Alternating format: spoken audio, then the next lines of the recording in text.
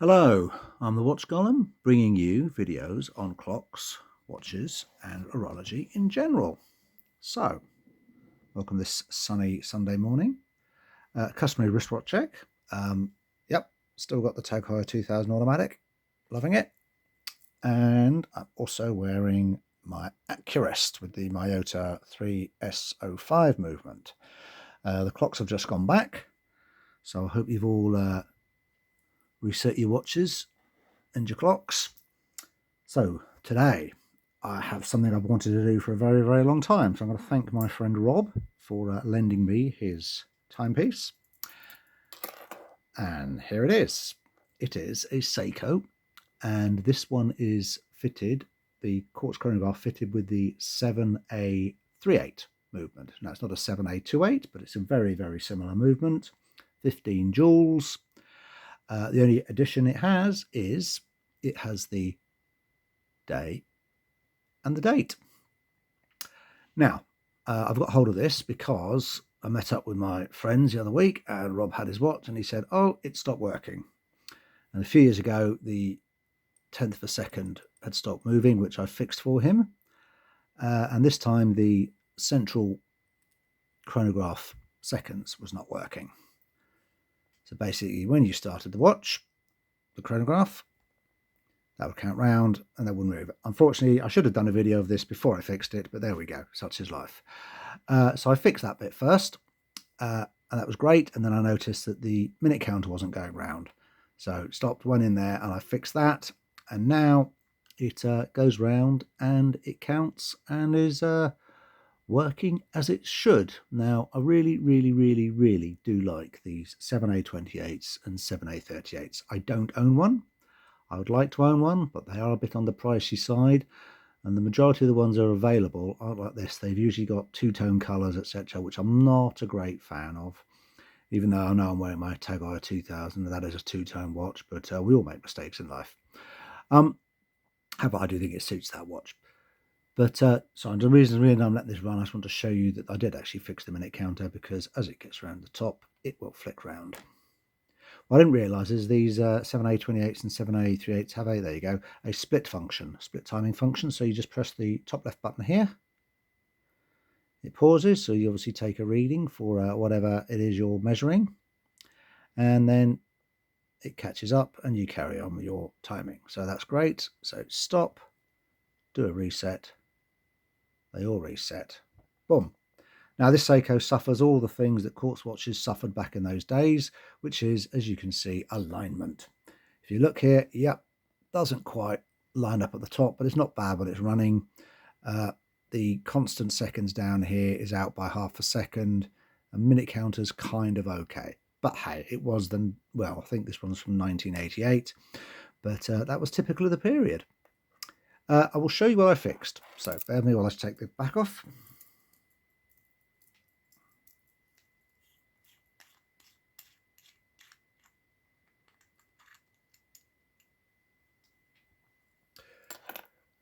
Now I'm going to get this right because this is all reversed. So I'm just going to zoom in here, hopefully. So what you have here, just like indirect seconds, you've got a tension spring, and that sits on the chronograph seconds counter, and you've got some screws that hold this plate in place with jewels in it.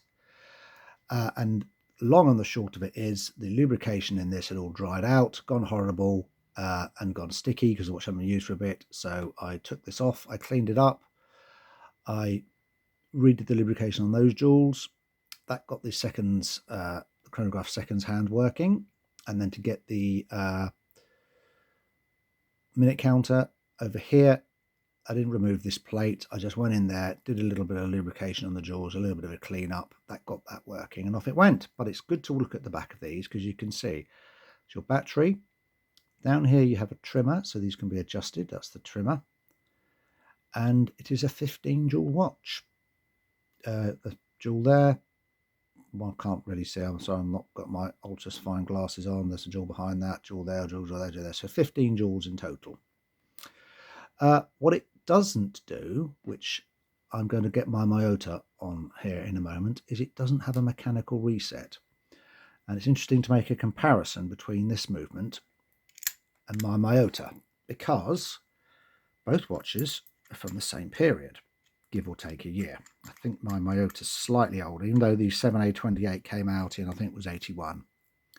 The Miyota movement came out a few years later. So let's get the Miyota up. And they both do things differently. The Miyota is a 12 jewel mechanical movement, and what it does do, the speed at which the hand moves is crazy. So there they're both running.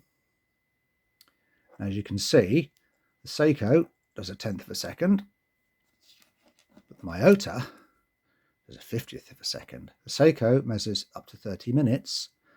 The Miyota version has a minute counter and hour counter. So you've actually got 4 chronograph dials from the Miyota and 3, which is typical on the sorry, I should say 2 on the Seiko.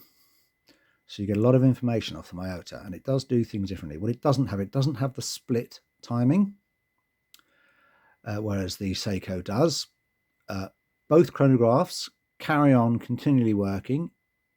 So for the Miyota, if it gets to 12 hours, it keeps going. Seiko gets to 30 minutes, it keeps going.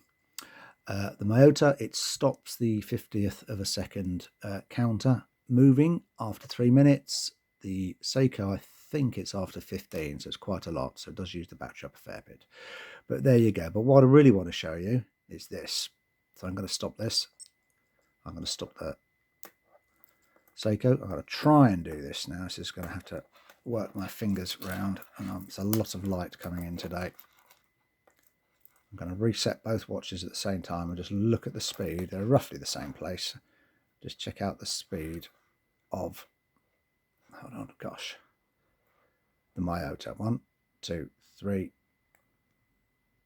We're still waiting for the Seiko motor to reset ages ago. But also the motor has a mechanical reset, so the minute and hour hands are set instantaneously. But there we are. That's a quick comparison of those two, but let's have some stats on this watch.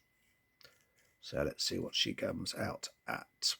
So, just under 30. Let me just double check that. That's coming up. There we go. Look at that, just under 30. So 36 and a half. So I'll just show you that. 36 and a half width, which is very good. So wears really nicely. Lug width is 40, just under 41. Thickness is good on this watch, but not as good as the Miyota. We've got there 10.5. I will do the lug width, even though it's enclosed down here. Let's see if I can get it in there. Trying my best. Nope. Looks like it's an 18. Could be wrong, could be a 19. Can't get the calipers in there. Looks like it's an 18. Yeah, looks like it's an 18. I like the dial. People say they copied Omega, but is that such a bad thing? I love charcoal grey dials with white. That's where the Accurist with the Miyota movement falls down. The hands are white, the indexes are white, but the chronograph hands are steel. So they would have been much better painted white. I think it would have made a much nicer looking watch. And also, if you look here, you can see the Miyota is thinner. I'll just measure it very quickly because I can't remember. Oh yeah, it's 9 mil, much thinner watch. And it's got the added advantage of a countdown timer and an alarm. Apparently there's a timer on this, but I haven't worked out how to use it. I do have the instructions for it somewhere. This watch comes, it's all original. It's got its original bracelet, which is a little bit dirty. I might give that a clean for him. And I'm just trying to remember the model number. I don't know the exact model number. I'm just going to read off the case back here.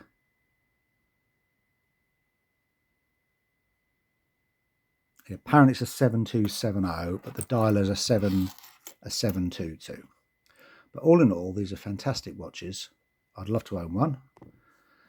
After working on a couple of these, I've done a 7A28. Same problem, by the way, that's going here. I have just done a bodge. It's not a full-term fix, but it does get things working. It proves there's nothing wrong electronically with the watch. It just needs a good clean, a good oil, and reassembled back together. But all in all, fantastic watch. Anyway, please like and subscribe, and I'll catch you on the next video.